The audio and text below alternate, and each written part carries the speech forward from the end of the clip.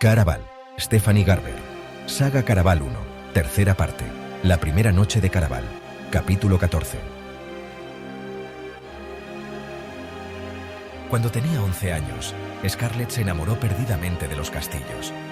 Daba igual que estuvieran hechos de arena, de piedra o de fragmentos de su fantasía. Eran fortalezas, y se imaginaba que, si viviera en una, estaría protegida y la tratarían como a una princesa. Tella no tenía unas ideas tan románticas. No deseaba que la mimasen, ni pasarse los días encerrada en un castillo viejo y mohoso. Ella quería recorrer el mundo, ver las aldeas de hielo del extremo norte y las selvas del continente oriental. Y qué mejor forma de hacerlo que con una hermosa cola de pez de color verde esmeralda. Tella nunca se lo contó a Scarlett, pero quería ser una sirena. Scarlett se rió tanto que se le saltaron las lágrimas cuando descubrió el alijo secreto de estampas que Tella tenía escondido. En todas ellas había unas deslumbrantes sirenas. Y tritones. Después de eso, siempre que se peleaban, o siempre que Tella le tomaba el pelo a su hermana, Scarlett sentía la tentación de burlarse de ella por lo de ser una sirena.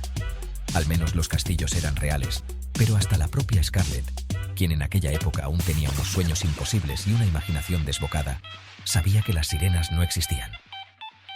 Sin embargo, Scarlett jamás dijo una palabra, ni cuando Tella se metía con ella por sus castillos o por su creciente fijación con Caraval, porque la fantasía de Tella de ser una sirena le daba esperanzas a Scarlett. La esperanza de que, a pesar del abandono de su madre y de la falta de cariño de su padre, su hermana todavía era capaz de soñar. Y eso era algo que ella no quería destruir. Las estampas de mi hermana eran una colección muy particular, le contó a Julián. Tella no tendría una estampa de un castillo. Creo que en realidad es un palacio, dijo Julián. Sigue sin ser la estampa que ella tendría. Esta tiene que ser la siguiente pista. ¿Estás segura?, le preguntó Julián. Si no confías en que conozca bien a mi propia hermana, te puedes buscar a otra persona con la que trabajar. Lo creas o no, Crimson, me gusta trabajar contigo. Y creo recordar haber visto ese palacio después de subirnos a la barca anoche. Si estás en lo cierto, y la estampa es la segunda pista, es en el palacio donde deberíamos buscar la tercera. Cuando participé en su día.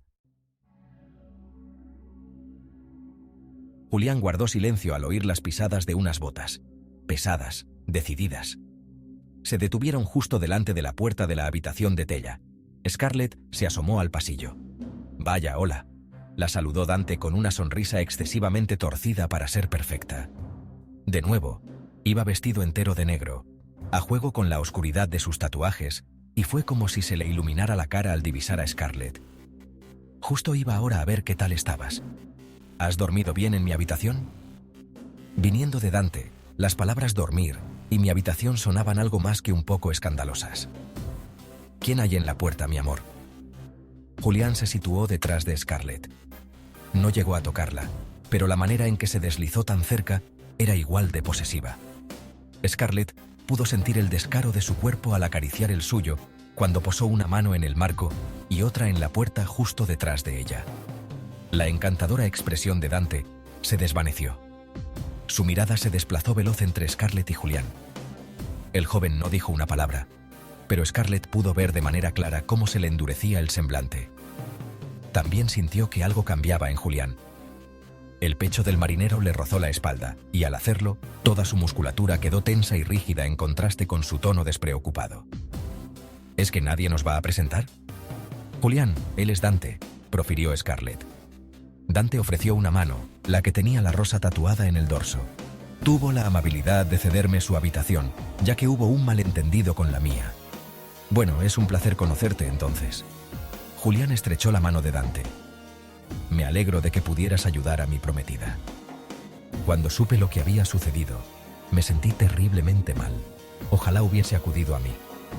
Se volvió hacia Scarlett. Todo él un falso afecto y miradas irritantes. La joven se equivocaba al pensar que estaba molesto. Estaba disfrutando.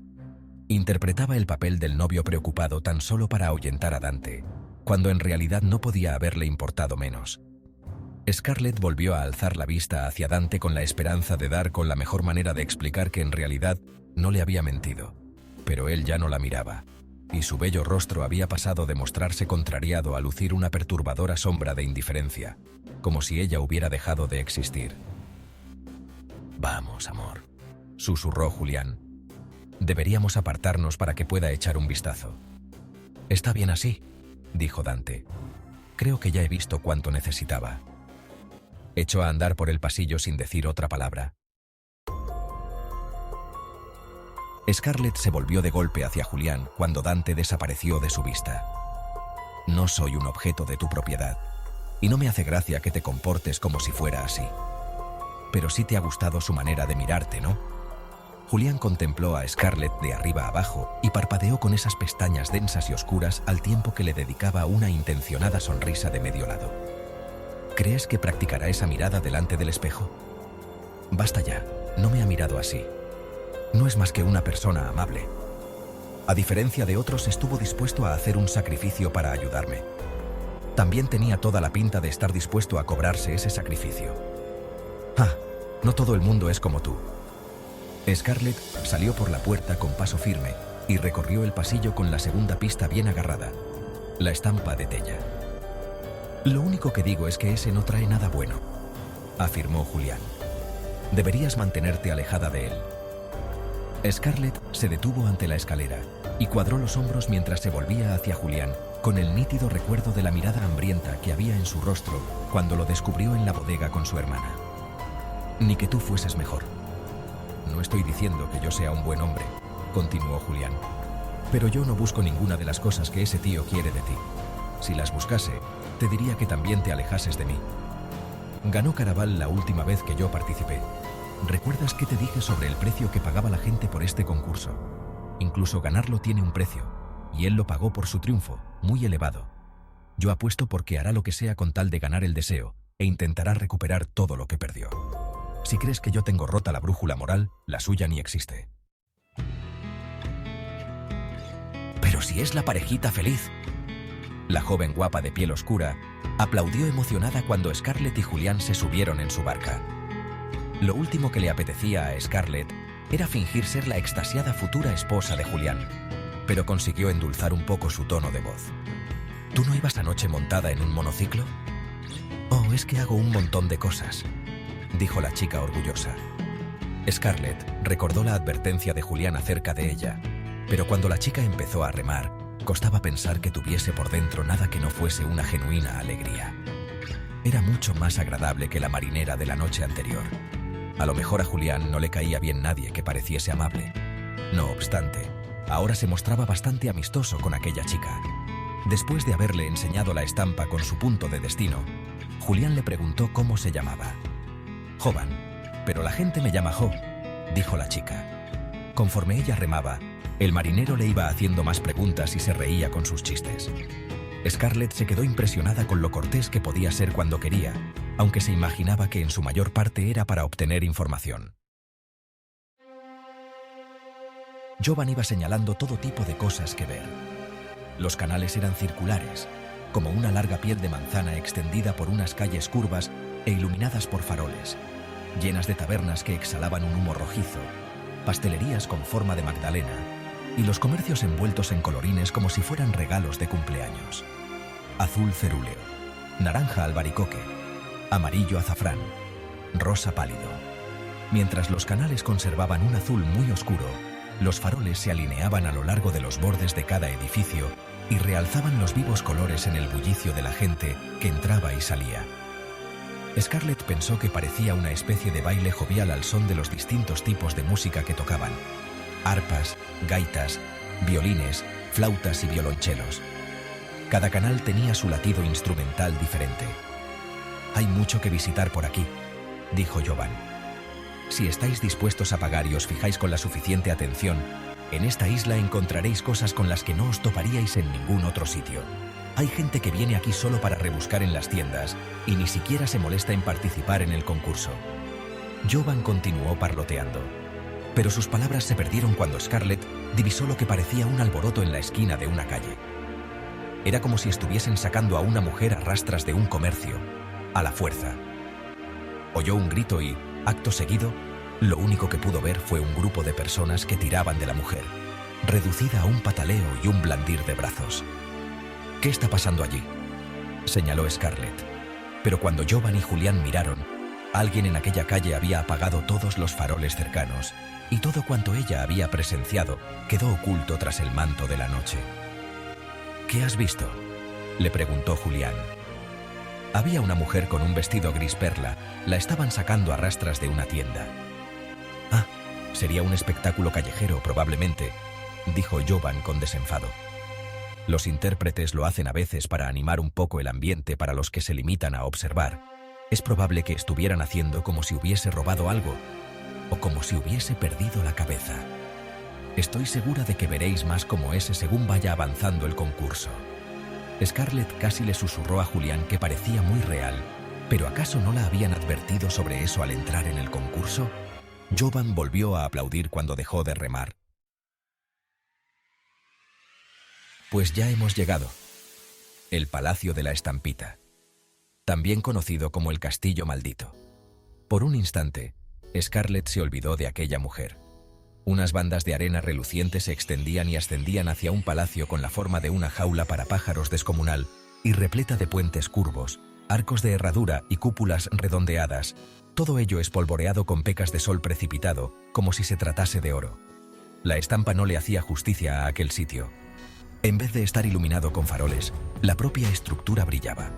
Lo llenaba todo de luz y hacía que el lugar resplandeciese más que cualquier otro, como si hubieran encontrado un punto del terreno que se las arreglase para embotellar los rayos de luz diurna. «¿Cuánto te debemos por el trayecto?», preguntó él. «Por ser vosotros no hay que pagar», contestó Jovan, y Scarlett se percató de que esa era con toda probabilidad otra de las razones de que Julián se hubiera mostrado tan amable con ella. «Ahí dentro os hará falta todo cuanto tengáis. El tiempo pasa aún más rápido en el castillo».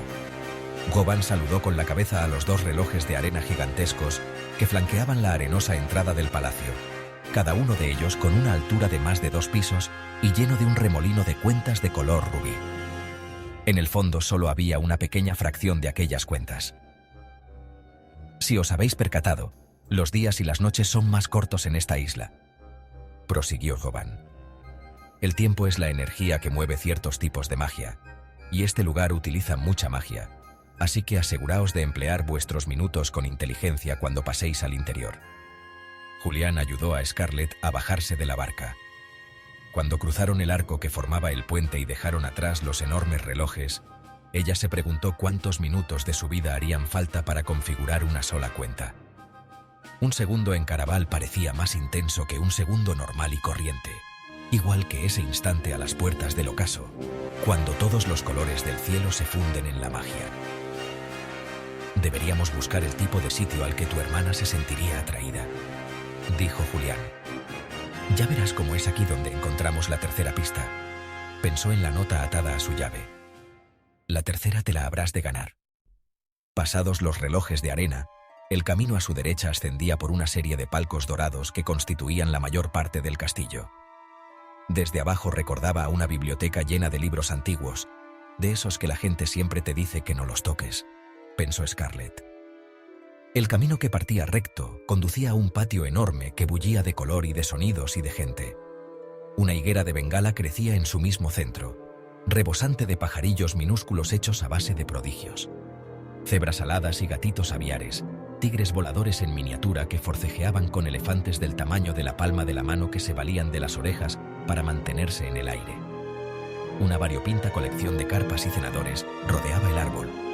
De algunos de ellos salía danzando la música, mientras que las risas se trompicaban al salir de otros, como en el caso de la carpa verde jade que vendía besos. No cabía la menor duda de hacia dónde habría ido Tella, y si Julián se lo hubiese preguntado, Scarlett habría reconocido que ella también estaba hipnotizada con lo que estaba viendo en aquel patio de las carpas. No debería haber tenido la tentación. Scarlett debería haber estado pensando únicamente en Tella, buscando su siguiente pista, pero al mirar aquella carpa de los besos de color jade, palpitante de risitas acalladas, de susurros y de la promesa de las mariposas, se planteó. A ella la habían besado. En su momento, Se dijo que había sido agradable, y se contentó con aquello, pero ahora, agradable le parecía la palabra que uno utilizaba cuando no tenía nada mejor que decir. Scarlett dudaba de que su beso agradable tuviese punto de comparación con un beso durante Caraval. En un lugar donde incluso el aire sabía dulce, trató de imaginarse el sabor de los labios de otra persona presionados contra los suyos. ¿Es que se te ha antojado algo? Julián pronunció sus palabras con una ronquera gutural que produjo un instantáneo sonrojo en el rostro de Scarlett. Me estaba fijando en la carpa de al lado. Se apresuró a señalar hacia la del desafortunado color de las ciruelas. La sonrisa del marinero se hizo más grande. Era obvio que no la creía, y su sonrisa se estiraba más cuanto más rosadas se le ponían a ella las mejillas. No hay por qué avergonzarse, dijo él. Aunque si necesitas algo de práctica antes de la boda, estoy más que dispuesto a ayudarte gratis. Scarlett trató de emitir un sonido de asco, pero le salió más bien como un gimoteo. ¿Era eso un sí?, le preguntó Julián. Ella lo miró con una cara de repulsión que pretendía hacer las veces de un titi-tizi, pero cualquiera diría que al marinero le ponía de buen humor tomarle el pelo. ¿Has visto alguna vez a tu prometido?, interrogó él. Podría ser realmente feo. Su aspecto no importa. Me envía correspondencia todas las semanas y sus cartas son amables, atentas. En otras palabras, que es un mentiroso, la interrumpió Julián. Scarlett puso mala cara. Tú ni siquiera sabes lo que dicen sus cartas. Sé que es un conde. Comenzó a contar con los dedos. Eso significa que es noble, y nadie ostenta una posición como esa y consigue mantener la honestidad. Si está buscando una novia de las islas, es probable que se deba a la endogamia en su familia, lo que también significa que resulta poco atractivo.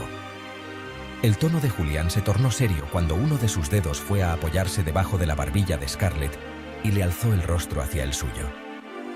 ¿Estás segura de que no quieres reconsiderar mi oferta y replantearte lo de ese beso? Ella se apartó con un gruñido de repulsión, pero le salió un tanto fuerte, un poco mal. Además, para su horror, más que sentir aversión, un cosquilleo de curiosidad añil le punzaba los sentidos. Scarlett y Julián se encontraban ahora más cerca de la carpa de los besos. De ella traía el aire un perfume. Olía a plena noche, y a Scarlett le hacía pensar en labios suaves y en manos fuertes, en una oscura barba de 3 días que le acariciaba la mejilla y le recordaba demasiado a Julián. Haciendo caso omiso del modo en que se le había acelerado el pulso, trató de pensar en algo inteligente que decir como réplica a la siguiente pulla del chico, pero para variar, él guardó silencio. En cierto modo, aquel repentino silencio resultaba más incómodo que si hubiera vuelto a tomarle el pelo. No se podía imaginar que su respuesta a aquella oferta hubiese ofendido al marinero, aunque se había dado cuenta de que ya no caminaba tan cerca de ella como antes. Aunque no hacía esfuerzo alguno por tocarla, solía estar lo bastante próximo como para poder hacerlo con facilidad, pero continuaron atravesando el patio, demasiado separados y demasiado callados, y en absoluto parecían una pareja de prometidos. ¿Te gustaría conocer tu futuro?, preguntó un joven. Oh, yo. Scarlett se trastabilló al darse la vuelta y ver un muro de carne. Jamás había mirado a un hombre desnudo, y aunque aquel hombre no iba exactamente sin nada encima, le faltaba tan poco para ello que ella sabía que era indecoroso considerar siquiera la posibilidad de entrar en su carpa rojiza. Aún así, no retrocedió. Lo único que llevaba aquel hombre era un trapo marrón que caía desde la cadera hasta la gruesa parte superior de sus muslos, y eso dejaba a la vista unas lisas extensiones de piel cubiertas de tatuajes de colores vivos. Un dragón que escupía fuego perseguía a una sirena por el bosque de su abdomen, mientras unos querubines disparaban flechas desde más arriba de sus costillas. Algunos ensartaban peces huidizos, mientras que otros perforaban nubes que sangraban dientes de león amarillos y pétalos de flores de color melocotón. Algunos pétalos le caían hacia las piernas, que tenía cubiertas de detalladas escenas circenses. Tenía la cara igualmente decorada. Desde cada mejilla te miraba un ojo violáceo, mientras que unas estrellas negras le bordeaban los verdaderos ojos, pero fueron sus labios lo que llamó la atención a Scarlett. Rodeados por el tatuaje de un alambre de espino azulado, un extremo lo llevaba cerrado con un candado de oro, mientras que el otro lucía el sello de un corazón. ¿Cuánto cobras por leerlo?, le preguntó Julián. Si estaba sorprendido por el aspecto de aquel personaje, no se le notaba. «Revelaré tu futuro en función de lo que me des», contestó el hombre entintado. «Eso está bien», dijo Scarlett. «Creo que yo estoy muy bien descubriendo mi futuro conforme llega». Julián la miró. ¿No era eso lo que parecía ayer cuando pasamos junto a esas gafas ridículas? ¿Qué gafas? Ya sabes, esas que tenían colores diferentes y podían ver el futuro. Ahora lo recordaba Scarlett. Las gafas le habían intrigado, pero le sorprendía que él hubiese reparado en ello. «Si quieres entrar, yo puedo seguir buscando pistas». Julián llevó la mano a la parte baja de la espalda de Scarlett y la empujó con sutileza. Estaba a punto de quejarse. Ponerse unas gafas no era lo mismo que entrar en la penumbra de una carpa con un hombre medio desnudo, pero el día anterior había perdido a Tella porque estaba demasiado aterrorizada para cerrar un trato. Si había que conseguir la tercera pista a base de ganársela, quizá pudiera hacerlo logrando información sobre el futuro, acerca de dónde podría encontrar a su hermana. «¿Quieres entrar conmigo?», le preguntó Scarlett. «Prefiero que mi futuro siga siendo una sorpresa». Julián ladeó la cabeza hacia la carpa de los besos. «Cuando hayas terminado, nos veremos justo ahí». Le lanzó un beso provocador que a Scarlett le hizo pensar que tal vez toda aquella incomodidad de antes no fuese más que el resultado de su imaginación. «No estoy seguro de coincidir en eso», dijo el hombre tatuado. Scarlett podría jurar que no había hablado en voz alta. Desde luego que aquel hombre no le podía haber leído el pensamiento. O tal vez se hubiese imaginado que tal afirmación se podía aplicar con facilidad a lo que estuviese pensando, fuera lo que fuese. Otro modo de convencerla para que entrase en su tenebrosa carpa.